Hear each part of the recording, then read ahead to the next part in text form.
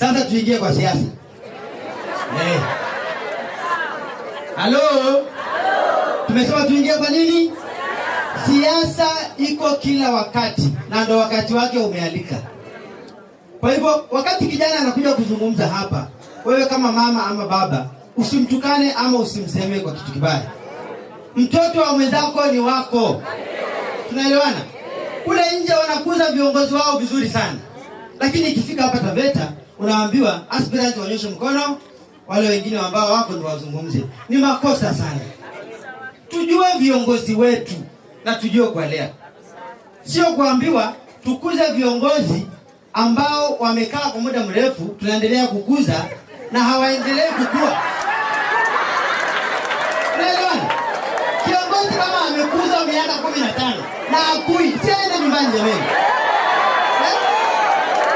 Tusitishwe kuambiwa eti tukuze viongozi kwa sababu ana nyadhifa kubwa kwa bunge. Hata sisi tukipata tutaenda kupata hizo nyadhifa huko ndani. Kwani iko nini? Hakuna kitu. Kwa hivyo tusitishwe jamani.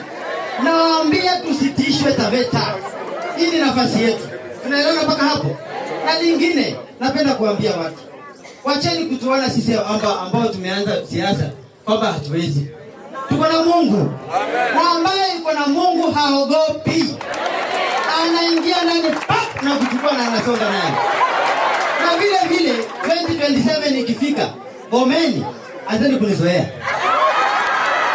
Anzeni kuzoea kiongozi wenu. Ndio huyu hapa. Anaitwa Mr. Kidong. Huyo ndio kiongozi wa Bomeni hadi 2027 na kwa hivyo hakuna kutishwa. Hizo nafasi tumepeana miaka mingine, tunamuomba na yeye apande juu kidogo na sikae hapo. Ndio uongozi ni mgumu. Sasa nimwatetea, mwapatia nafasi.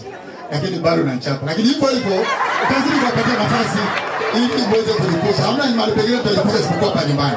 Ama sivyo? Ni vijana wetu hawa. Lakini basi ukipa nafasi kana kila kidogo basi na wewe unaongea. Ndio.